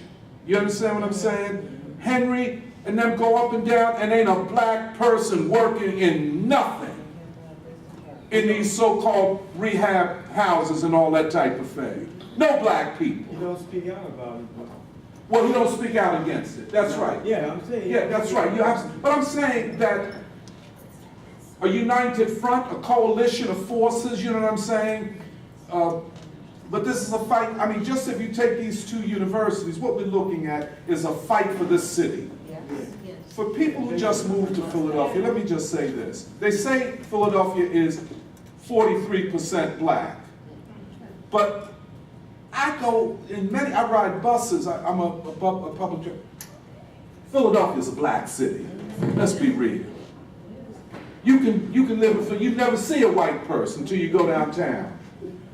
This is a black city. The fight for Philadelphia is a fight for the right of black people to live here, to educate their children here, to have protection to be able to walk down the streets, et cetera, et cetera, et cetera. I would say this, we need to, let me just say this on. We have to know the color line and what I call the fetish of whiteness, where white people invest in whiteness rather than their class interest or humanity. That's the word. And therefore, will look at black suffering and say, y'all deserve that. My last point on the, wait a minute, on the immigrant. This is very important. Because if you go to University of Pennsylvania, you come to Temple. Because state funding is going down, they want immigrants who can come and pay completely. From India, from China, from Korea, The Middle East. from the Middle East, of course, the Arab countries, Israel. They can pay. But what is the price of the ticket? To use Baldwin, what is the price of the ticket to become white? You're brown on the outside, yellow on the outside, but you're more white. And you have even greater contempt for black people than the normal white person does. And so these universities that claim now diversity and call themselves sanctuary universities, a black person has no sanctuary anywhere. You understand what I'm saying? So, hold it on. So when we talk about the labor movement, we're not talking about a class movement. We're talking about a movement against the working class for white privilege that is defined by the historic project of whiteness and what we call the fetish of it. That I don't see humanity, my own in fact, this is Baldwin, because I identify as a white person. And this is a great problem. So we have to go outside. As to the concept of peoples of color, we have to be very critical of that concept, because everyone that is, quote, of color, you understand what I'm saying? Operate often, especially immigrants, and especially those who are in elite universities, operate as upholders, defenders of white supremacy, even to the extent of defining themselves as white, like Bobby Jindal and Nikki Haley. That's not right. I have to run. I'm really sorry, I have to run too. I Yeah. have to like literally run. Where's Yeah. the bathroom? I have to go get Wendy's car. So Oh, okay. I have to literally run. So we have the room till 4. So we have 5 minutes. Yeah, I just want to say. we almost finished. Yeah. I'm sorry. Don't run. If we No, have don't be 5 sorry. minutes, then let's just wait till, you wait till it's over. Okay. Well, I'm gonna. I have another union thing I've got to get to, but in response, Tony, to your, I think, very apt challenge, I will say that we just put out, and who knows where it'll end up, but there's going to be, we hope, and I hope this terminology doesn't do it from the start, a members of color caucus within the union. And we'll see what. But Stephen, there you go, members of color Well, in when the faculty of black people is declining. Well, that's one of the reasons why we're getting together, and pretty much everybody in the group who's started to discuss it is African American or Latina. I don't think that if I put out, so my hope is that this will be a start of a discussion and some action within TAUP to address some of the issues that you've raised. You might be skeptical about the label. I'm very skeptical, yes. But, I'm just saying. No, we'll see what comes of it. But, we gotta start somewhere.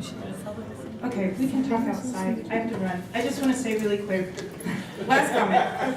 This thing about like, the 43%, that's got to be, I think it reminds me of settlement politics. Yes, yeah. Like Israeli settlement politics, where you have to import Jewish people to Israel to maintain a democratic status. So like Philly can look like so that our demographic can reflect the faces of power in Philly. So that's what gentrification is. Okay. It's apartheid. Right. The other thing is that I just want to say, like, as Steve is packing up, that we've heard, like, before, we've heard this, and I'm just saying this fast. In Tutso, we've heard the notion that we're a legal entity. And that's been used against us, against our politics. So we want to, we're learning that, and we're always going to have a million reasons why we can't do something because it's not in the protocol, it's not in the contract, it's not this.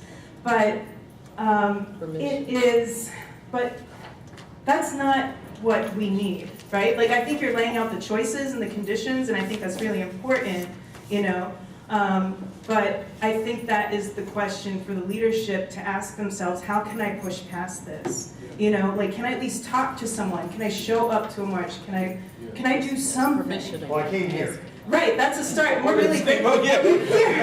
But I'm not asking, I'm serious, I'm not asking for gratitude. All I'm saying is that I'm happy for this to be part, look, there are a lot of people in this room with much more knowledge than I have on 1,000 topics. So I don't want to make this about me.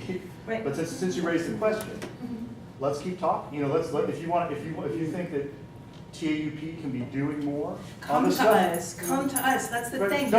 I don't want you to come. I don't want you to be coming to me in the sense that I'm coming there. Yeah. And I will keep coming there. Sure. Okay. Definitely. That I can do, and I will do.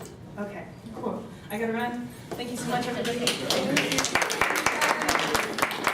Just like, we have a couple of minutes left. We have to evaluate the bill. If we stay longer, will they put us out? Why don't we just wait for them to come and sit down and get out? All right, let's do it. And the thing is that they have another event in here, so they might. Yeah, that's. Well, So I let don't them know come what and time tell it us to get starts. out. What is it? Let them come and tell us to leave. Okay. You got a card? And the thing is that. Right. So, thank you so much. Thank you so much.